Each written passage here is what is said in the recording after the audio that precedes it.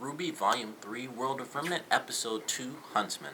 Now, first off, I want to say sorry that this review is incredibly late. It's basically a full week behind. I'm really looking forward to this next episode coming up. I guess for me it's on Sunday because I'm not a sponsor, but I was so far behind I couldn't even do this episode, and it's a shame it took me like 7 days for a 2.5 minute thing. Plus, obviously Thanksgiving threw a lot of stuff off too. But I had to rewatch this episode like a couple times because when I first saw it, it took me forever because the internet was so slow. So it was like it took me so long just to get through the story. I'm like, I forgot the first half of 2 minutes, so it was just crazy.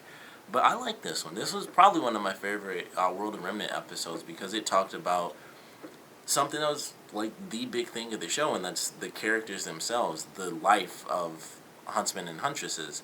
And I thought that was pretty sweet. I like, especially the visuals in this, I really loved. I mean, it's the same visuals as normal, but they did some stuff like towards the end with RWBY when they had like her cape flowing. I don't think they'd done anything like that because it looked very 3D on it, you know, the 2D picture of like the moon and everything.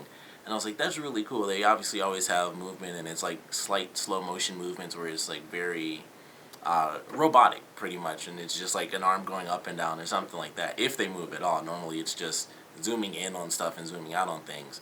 But I like this one because it looked really cool, and I like the information of how the huntsmen and huntresses really grow up, and then what they do beyond that, and how they aren't tied to wherever they grew up and things like that. I thought was pretty interesting, and how they kind of just, you know, they grow up as a team, and then you kind of just go out and you can do whatever you want. And they mentioned some people stay as teams, some people kind of go solo, and it's just how life works. You can go to whatever kingdom you want to and kind of do as you see fit. And that was another thing I really enjoyed because they talked about Atlas, and I don't know if this was mentioned somewhere else, but them talking about how the kingdom is basically destroyed at this point really changes what Atlas is. Because with, you know, with Ironwood, it was kind of like, it's already like the military persona, and then when they talk about the fact that there's technically no kingdom, it makes it seem like the entire continent, which was very like Antarctica, which I thought was kind of funny. And also, of course, that's where Weiss and Winter are from, and it's just the all-white place.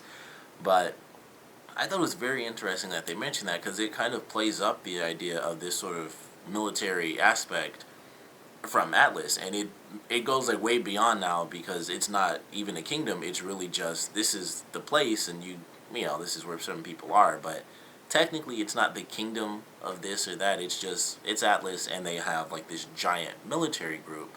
And it just made it very interesting to me that they mentioned that, and I was like, huh, it's something I never really considered before with the kingdoms. And like I said, I don't know if they ever mentioned that the kingdom was completely destroyed anyway, which kind of makes me wonder how that happened, because, you know, we have a little bit of information about the big wars and how that started the four kingdoms. And even in that, I don't think they mentioned that one of them basically had fallen at this point. So I kind of like that aspect, and I feel like it'll play a big role throughout this volume because it's really just a military land at this point. That's how it really seems. And they talk about, you know, indoctrination into the military lifestyle and things like that, which, with there being no kingdom, whoever's in charge can kind of do whatever, and it's kind of just people, you know, making their own rules, and it's not exactly a kingdom. And they don't really talk, we haven't really gotten too much information as far as if it's a kingdom, is there actually, like, you know, a king and stuff like that, or if it's just what they call them. And maybe that's how they started, and then, you know, it's not exactly that way anymore. But with it being a defunct kingdom, there's definitely no one in charge. It's kind of just like, well, someone started an army, and it's already touted as like the biggest army in this series, and then that just makes it, you know, it makes even more sense when we realize there's no kingdom where they come from. It's no one to kind of regulate, oh, this is how much they can do or how much power they have. It's kind of just like, well, we have the military, we're in power, we can do whatever the heck we want. And we've seen that, you know, in the previous season and this one as well. So I actually enjoyed it just for like the little things that they did in this episode. Really looking forward to the big fight coming this weekend, because I can't wait to see at least half of Team Coffee going up against Mercury and Emerald. And I really want to see Mercury and Emerald fight again, because I really want to see Emerald fight, because we didn't get to see her fight nearly enough in the Volume 2 finale. So I really want to see her fight a lot more. I like her weapons a lot because she has like two, they're almost like revolvers. And then what they switch into, like I believe they're called like Karai, like basically tiny scythes. That looks really cool. So I'm looking forward to that. I'm very curious to see how Mercury's going to go up against, our characters, because he's very hand-to-hand combat. So he's either going to go up against Coco, who has a giant Gatling gun, or he's going to go up against, I believe the guy's name is Yatsuhashi, who, of course, has a giant freaking blade. So he could kind of take on Coco, but I'm sure she, of course, has, hand-to-hand combat skills as well. So it'll be interesting to see who ends up going up against who. But I actually really enjoyed this one. It's really one of my favorites. Of course, I want to know what you guys thought about this one. So please comment below. Let me know your favorite parts, your least favorite parts.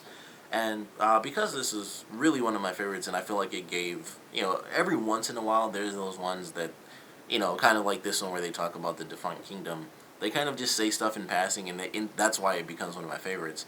I want to know what your favorite World of Remnant episode really is. I remember one of my favorites was definitely Dust, because that was one of the things that I'd always been curious about, because it's like semblances and abilities, and all this stuff. And I believe they talk a little bit about semblances in Dust, but it was mostly Dust, and how this is why people don't get killed when they get shot, because it's kind of just like energy. And, it was kind of in conjunction with some of the stuff they talked about really early on in the show with Season 1. And Jean talking about it being a force field for your aura and stuff like that. So that's one of my favorites. I don't know exactly which is my favorite, but if you guys have one, definitely put it down in the comment section below. And, of course, thanks for watching.